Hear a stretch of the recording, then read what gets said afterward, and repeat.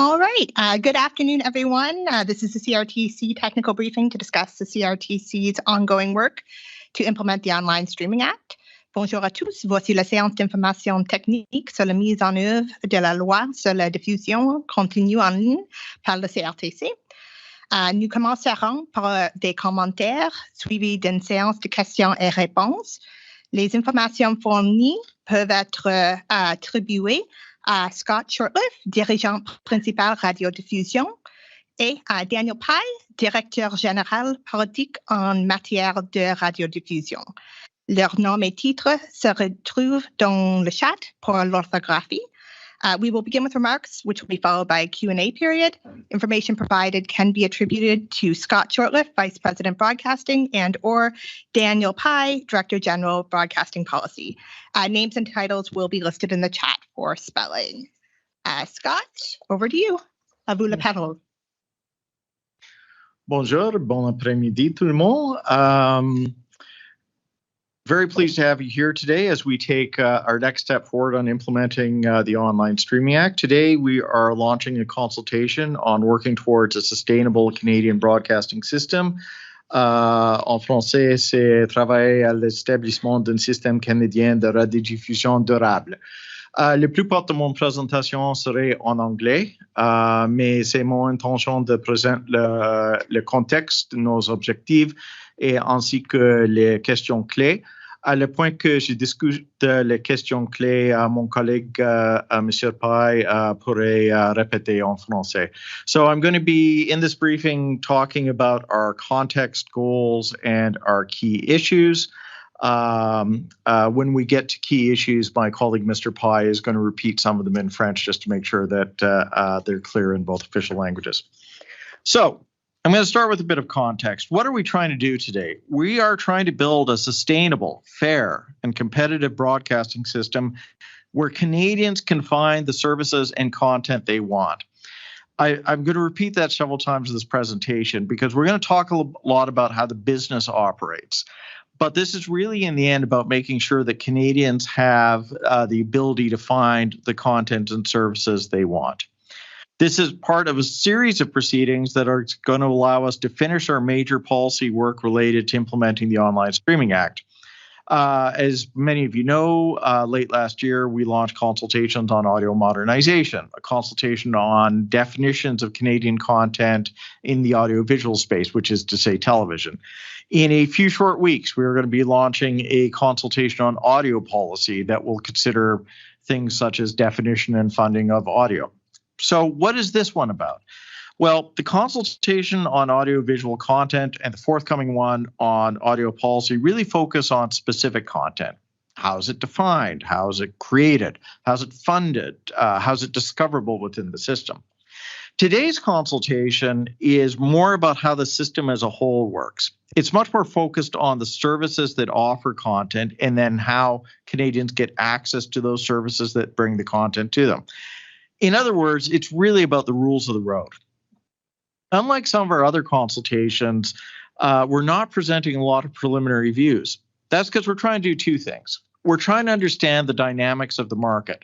And as we walk through the consultation, you'll see we ask a lot of questions that are about how is the market changing? What is influencing it? What should we consider? And then look at our tools, because what we want to have is a system that will be adaptable for the future, not just one that meets the moment for today. Although, when you read this consultation, you'll see a lot of it is focused on the rules for conventional audiovisual services, that is to say television. But there are questions of relevance to audio services. There are questions of relevance for streaming services. It's a natural thing to say, if there's a rule that exists for conventional television, could it or should it be applied to streaming services? We're certainly not saying that we are going to impose any rules on streaming services along those lines. We are saying it is natural to ask that if you have questions trying to achieve things in one policy space, should you look at another one? It's a very complicated consultation, and we know that not everyone's going to want to answer every question because we're going to cover a lot of ground. So that's a bit of the context. What are the goals? What are we trying to do? Well, there's really two key goals. The first one is to have a sustainable model for the delivery and discoverability of diverse Canadian Indigenous content. That means the system is designed so that Canadians can find today and in the future the diverse audio-visual and audio content they want, including news. Now, there's an important principle here. Canadians should be able to access and discover content, but that does not mean that we're guaranteeing that those content services will succeed with audiences, that their business model will work. And we're certainly not trying to force anyone to watch anything. We want to ensure choice and ensure that there are choices built into the system, but not direct Canadians in what content services they must consume or how they interact with different technologies. We also need to build a system that'll be responsible for changing viewer preferences on various platforms and adaptable to technological change. We realize that we're at a moment, at an inflection point, really a crossroads. Technology is changing, audiences are changing. We need to have a flexible system for the future. So that's our first goal. How do we build a sustainable system that will work today and in the future? The second goal is to have a fair and competitive marketplace. Now, we feel that the broadcasting system should have fair and transparent rules for small, medium, and large services. We have some rules today. The question we'll be looking at is, are these rules effective? Should we intervene more or less in a competitive marketplace? And the principle here is going to be we should only be intervening when something supports a public policy objective established for us by Parliament in the Act, not trying to move the system in a direction we want just because, in theory, we could. Those are our two objectives, a sustainable model and a fair and competitive marketplace. But what are the actual questions we're going to ask about? So I'm going to divide them up under the two themes. Firstly, we're going to ask questions about how do you build a sustainable model for the delivery and discoverability of Canadian and Indigenous content. When you get to the section of our notice of consultation, what you'll see is that we ask a lot of questions to try and understand the current and evolving market dynamics, and then we turn to tools. So we're going to ask questions about how are services accessing the broadcasting system.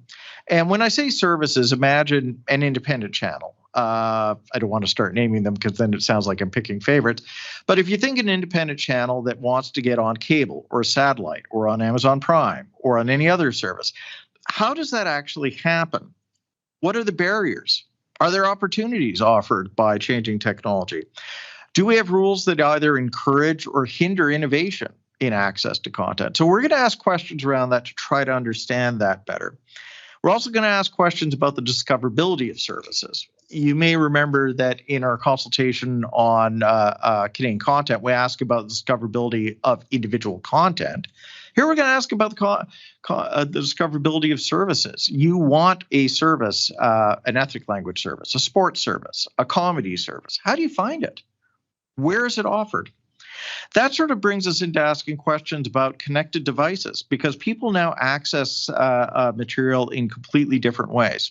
So these are all going to be questions that help set the ground for what are the dynamics of the current market. Then we're going to turn to the effectiveness of our existing regulatory tools. We have a lot of rules in our current system that apply to conventional television, such as mandatory carriage, and I won't go through them all because there are a lot. But there is a question: are these tools effective? Do they still make sense in today's environment? Should they be changed, revised, expanded upon? Should they apply to streaming or not? We are posing all of those questions so that we can really come out with a better idea of what will help make a sustainable model, again, with the objective that Canadians get access to a wide variety of content in different ways on the platforms they choose to access it. That's theme number one. Theme number two is where we'll look at a fair competitive marketplace. Now, under this theme, we're also going to pose questions about our existing tools that are meant to support fairness. There's a lot of them, and I won't go into them. If you want more details, we can certainly ask questions. But for example, we're going to ask questions about what does it mean to have good faith in bargaining? What should the rules be around data gathering and sharing? Because a lot of how negotiations happen now are based on access to data. And there are people who say it's asymmetrical, and some people have advantages and others don't. And is that fair?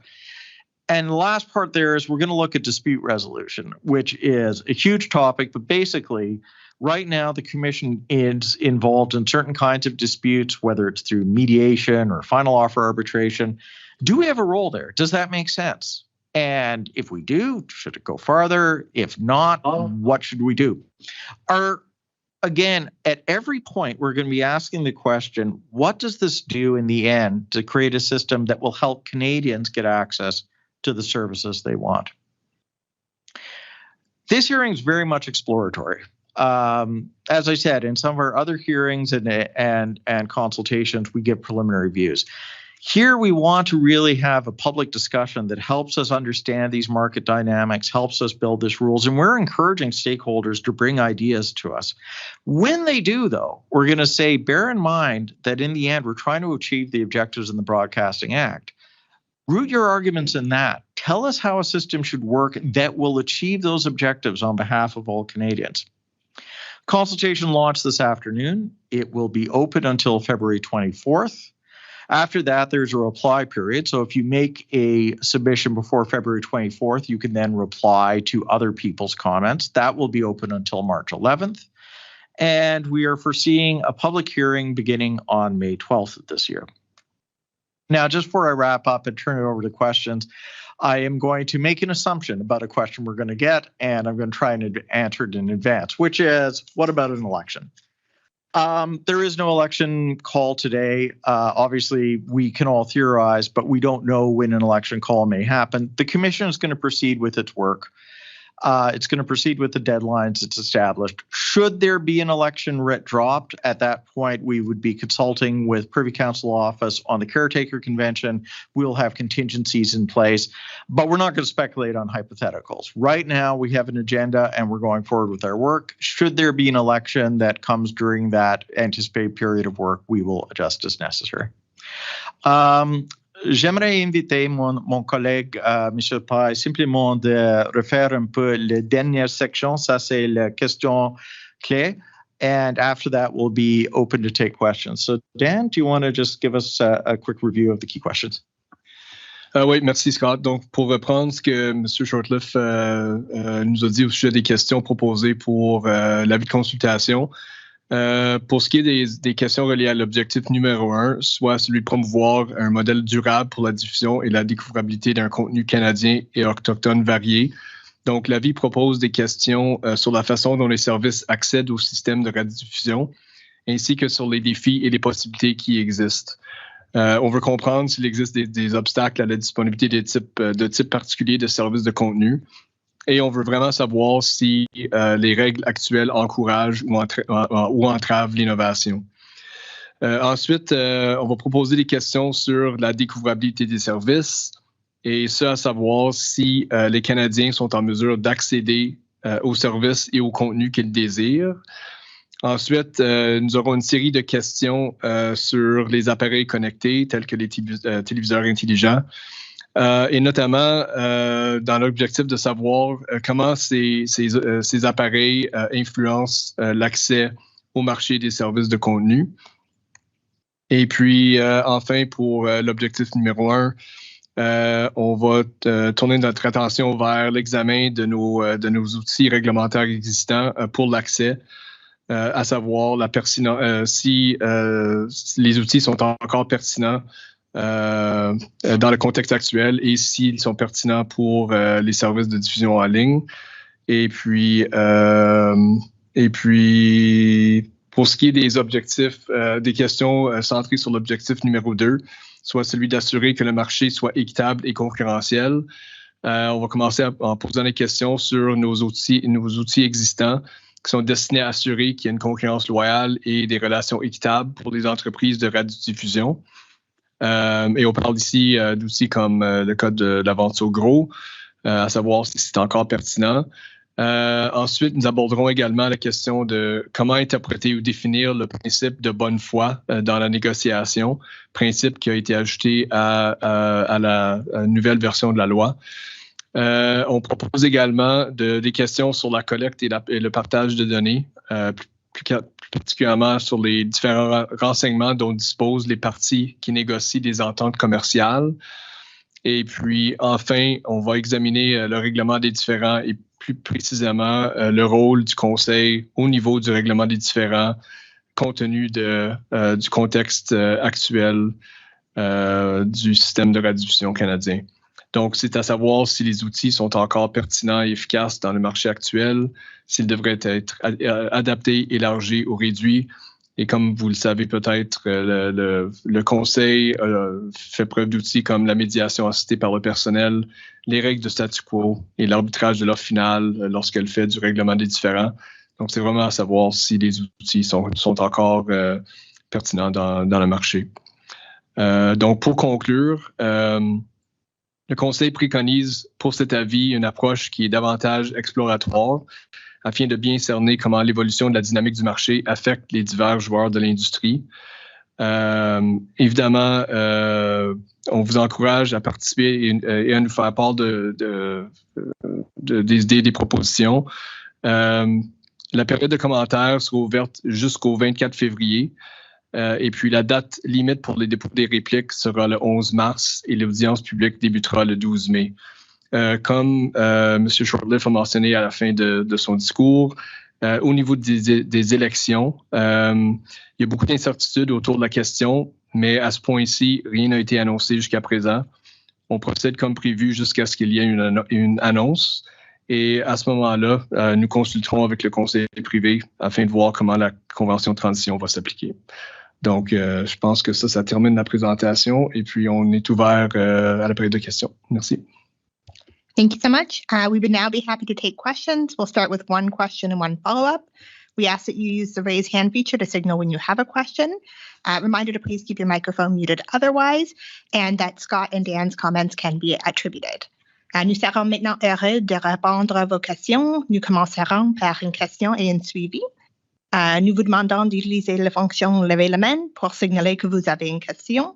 Nous vous rappelons de garder votre microphone en sourdine à moins que vous ne posiez une question et que les commentaires de Scott et Dan peuvent être attribués.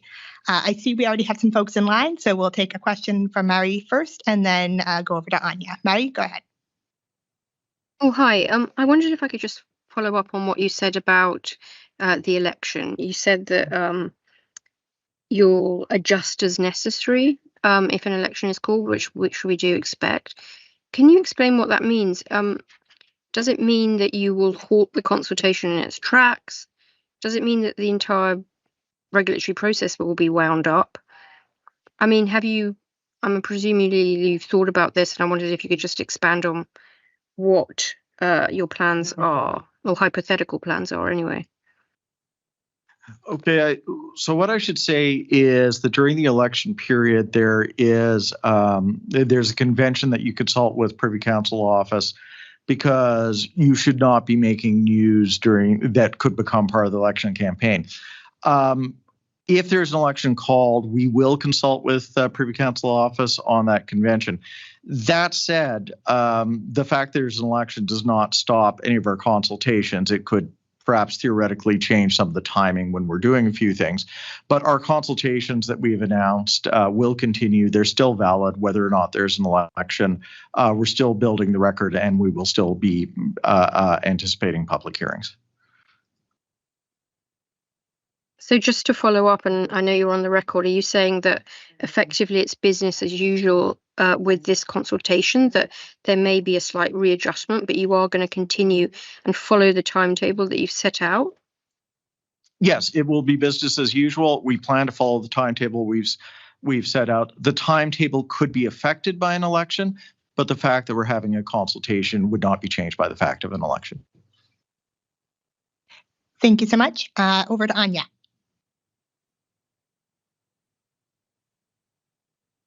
Hi, can you hear me? Yes, we can. Great. Thanks for taking my question. I wanted to go back to what you said about how we're at an inflection point and there's technological change. And I was hoping you could explain what you meant by that. Are we talking about how people aren't watching traditional TV as much as they used to, how people are turning to international streamers more and more, all of the above, something else? I'd say pretty much all of the above. I mean, one of the things is, and you'll actually find this language that we're in a crossroads in our consultation. We're aware, and I'm going to read you the actual line, and then I'll give you a little more. Canada's broadcasting industry is a crossroads facing profound changes driven by technological innovation, shifting consumer habits, and global competition. which is to say that we recognize that when Canadians access material now, they're using different technology. It's changing technology, and they are looking at internationally available content. And that means that when you look at a system that was fundamentally in some ways designed around a closed system, a walled garden, the Commission has to bear in mind that rules we have to take into account that reality, and that Canadians seek out content in ways that they didn't seek it out in the past, and that they access it using technologies that weren't available in the past. So when we say we're at a crossroads, it's pretty much to say that, we've built rules and built a system of rules that have, we think, served the country very well in the past. But as we look at changing technology, changing consumer habits, and the realities of today, we know that our system needs adjustment in the future. And that's why we want to better understand the market dynamics and then adjust our rules accordingly in such a way that will support the two big themes we had, that we'll have a sustainable broadcasting system where Canadians can access what they need to access, which includes news, and that we'll have a fair and equitable system where you have small, medium, and large players in the system, and it shouldn't be overly dominated by any one of those groups. So that's what we're trying to recognize in saying that we're at a crossroads right now. And so as Canadians kind of viewing habits move from this walled garden where they were watching traditional TV that was under CRTC regulation to increasingly watching, content on international streamers that are so far unregulated, I mean, to what extent could this be an existential threat to the Canadian broadcasting system?